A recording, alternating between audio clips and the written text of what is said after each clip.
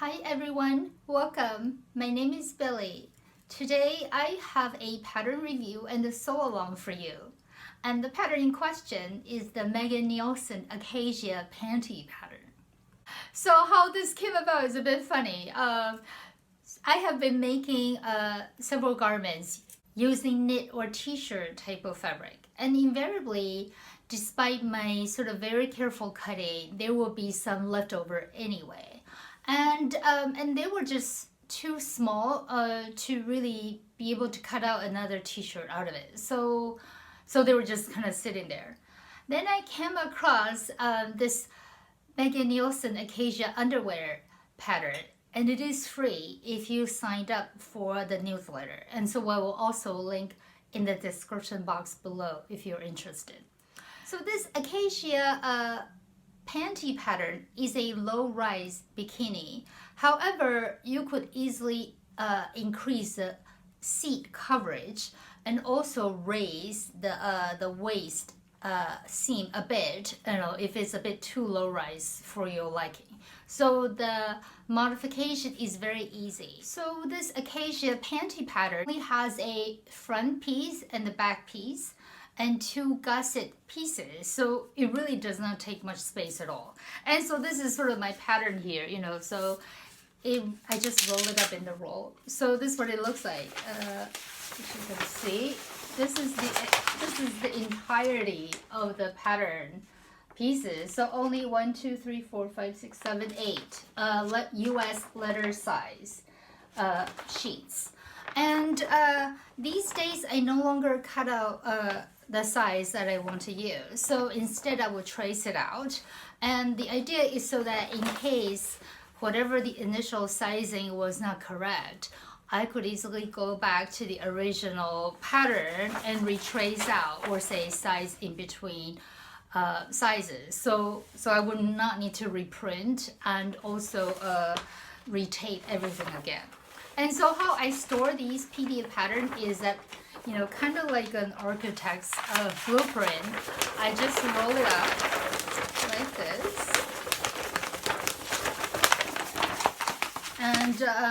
And then I write using the magic marker what the pattern is and secure it with a rubber band. And then this would just go into a bucket in my closet where I store all my PDF patterns this way. And once I trace them out, I would just have this sort of paper envelopes that I got from Amazon. And then I'll just write, what it is. And then the ones that I traced out, I'll just put it in the envelope, like this. And so every time I want to hack or make a modification, I will retrace out the pattern. So this way, if the modification or my hack is not successful, I did not just ruin an earlier version of the pattern. So this is what I do. The Acacia panty pattern size range goes from US size 0, so that is for a waist of 24 and hip of 34, to size 20 for a waist measurement of 38 inches and a hip measurement of 48 inches. And for my size, which is a waist of 26 inches and a hip of 35, normally that would put me in this size 2 or 4, according to the sizing chart.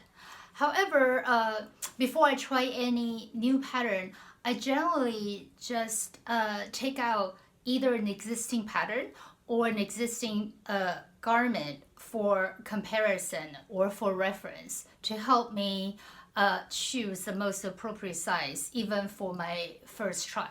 So in this case, I just took out a pair of panties that fit me very well. And so I just, compare it with the pattern pieces. And then turns out I really should be cutting out a size 0 instead of a size 2 or 4. But of course, this in a way will also depend on the type of fabric you use. If the fabric you use has a lot more stretch, then you could probably cut out a smaller size if, say, you're in between. But if the fabric you're using doesn't have a whole lot of stretch, then you may wish to err on the side of caution and just cut out a larger size. So then, it would not be too tight and uncomfortable. This pattern has a built-in seam allowance of 1/4 inch. And, so when you determine which size you want to cut out, you also want to keep in mind the type of finish that you will have. For example, if you're using a standard elastic that you will fold over again for a finish, then you will definitely use up that 1/4 inch seam allowance. However, if you're using fold over elastics, then the size you cut out should be the net pattern size, meaning that you will not need that seam allowance because the fold over elastic would just sort of sandwich the edge of the waist and the leg openings. So then whatever you cut out is the net size, will be the final size. About the yardage needed to make these panties, they really require minimum fabric at all. So really you need a lot less than what the pattern instructions tell you. So for example, for my size 0, the instructions say that I needed 3/8 of a yard of either 45-inch wide fabric or 60-inch wide fabric. However, here is a picture of how I cut out my sizes. So here the fabrics you see are on the fold, and then these are from Joann, and so they are 58 inches wide and they are folded in half. As you can see, I only used about 10 inches of this 58-inch wide fabric, and I was able to cut out 2 complete pairs of panties. And so 10 inches is not even 1/3 of a yard. So really, it requires a lot less than what the pattern instructions tell you.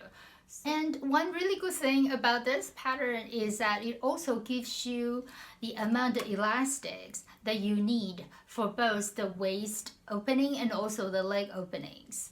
And but instead of following the instructions, I guess I'm a rebel at heart. So I also just measure my existing pair of panties to see what the opening size should be.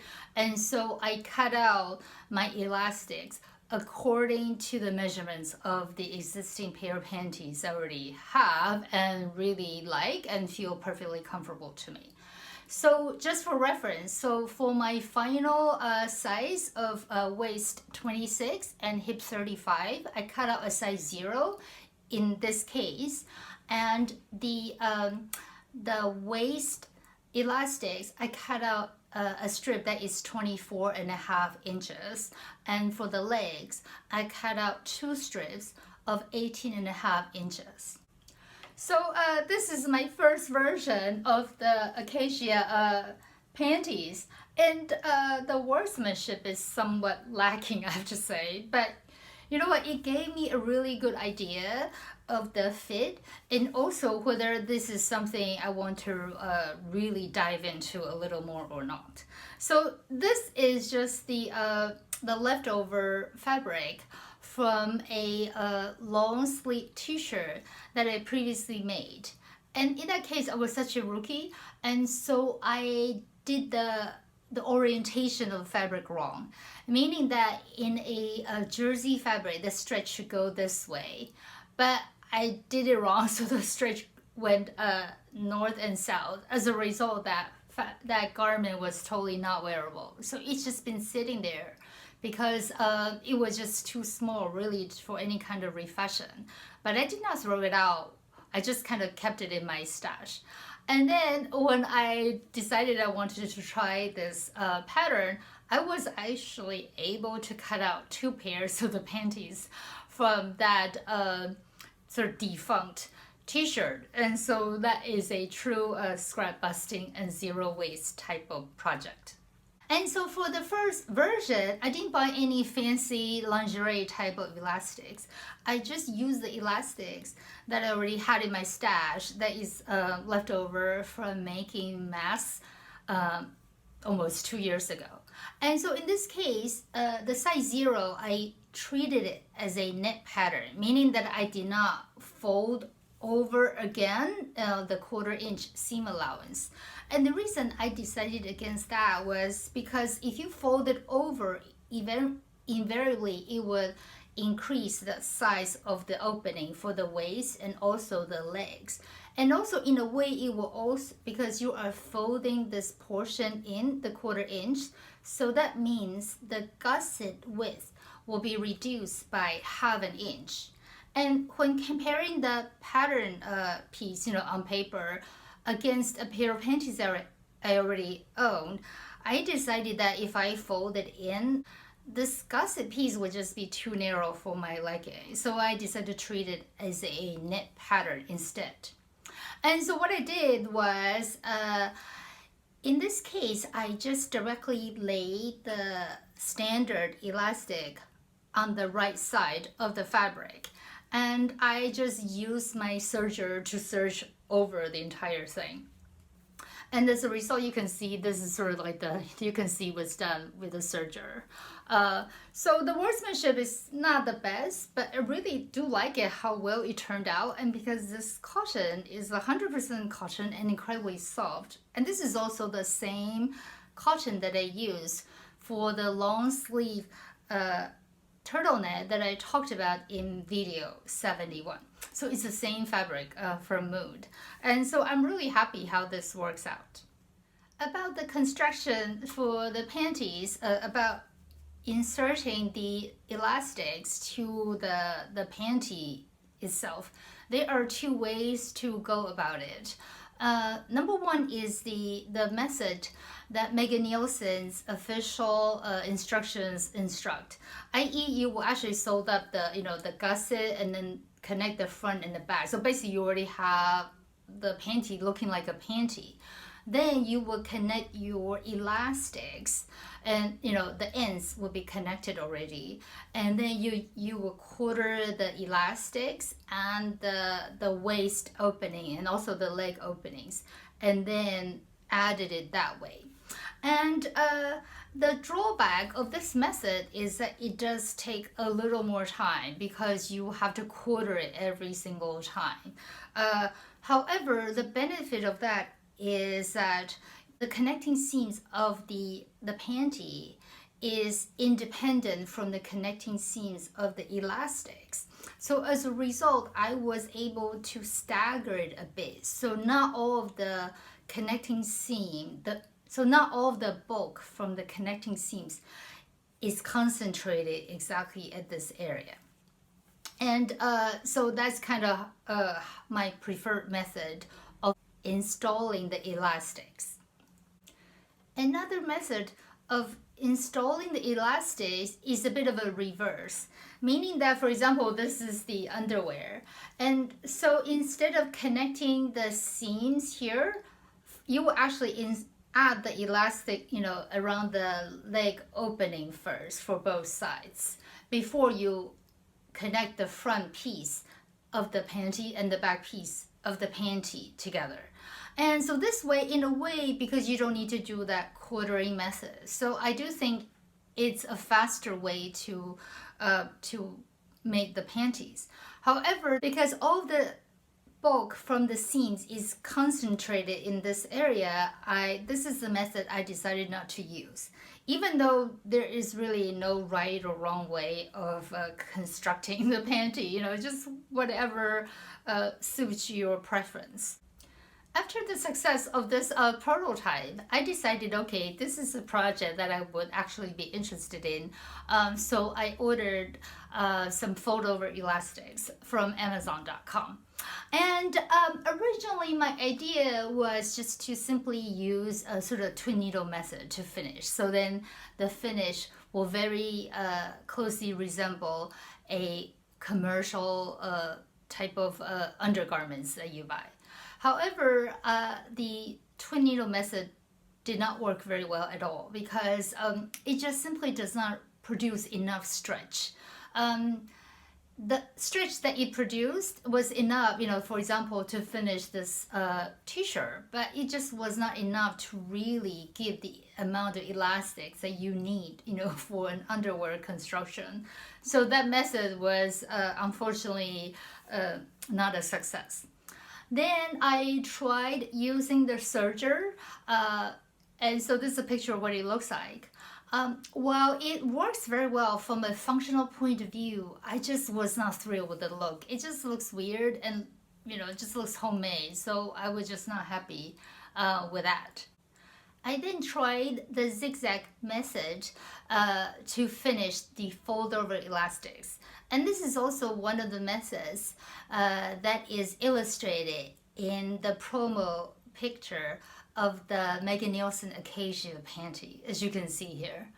However, even though it also works perfectly well, it gives plenty of stretch from a functional point of view, I just could not help thinking it looks kind of homemade. It just did not look, as beautifully finished as I would like the finish to be.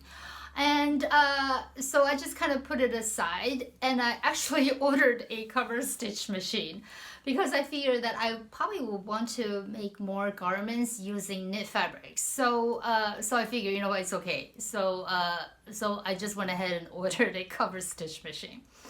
But anyway, before the cover stitch machine arrived, I just been tinkering with the various stitches on my sewing machine with any kind of stitch, and none of them really worked at all. But then I sort of stumbled upon this setting because I was kind of playing around with the leftover scrap of fold over elastics, and turns out with very narrow zigzags, it actually produces a beautiful result and with plenty of stretch, and it looks, to my opinion anyway, just as good as any commercial panty that I could buy. And so, for example, here's a comparison of this very narrow zigzag stitches against the serged edge. As you can see, the difference is night and day. There is no comparison at all. And also, this is another picture comparing this very narrow zigzag. In my case, is a 2-inch or 2 millimeter wide setting versus the 5 millimeter wide setting. And as you can see, the narrow stitch looks so much more refined, I think, than the very wide one. And so here's a picture of the setting that I used for my brother sewing machine. In that case, the tension is set to the standard tension, i.e. sort of midpoint. So in my case, is number 4 on my machine. And then for the stitch length, I set it to 1.4, and the width, I set it to 2. But technically, the 1.4, the finished stitching is not really 1.4. It's actually a little longer. The reason is because, as you can see later on in my sew along portion of the video, I actually did use my left hand to pull it a bit to ensure that it goes very smoothly. So by pulling it taut, in a way, I do think I probably increased the length of the zigzag stitches to maybe about 2, but I need to set it at 1.4. So then as I stretch it out a bit and tug it, then it becomes 2. Because if I set it at 2, as I tug it, it will become too long. And in a way would reduce a bit of the elasticity. And so this is what it looks like. And so this is, as you can see, this is the new method, and it looks so nice. I am so pleased with it. And it has plenty of stretch, as you can see. And I am using 100% cotton thread. As you can see, there is no fear of popping whatsoever. So it works great. I am so happy about this. So really great.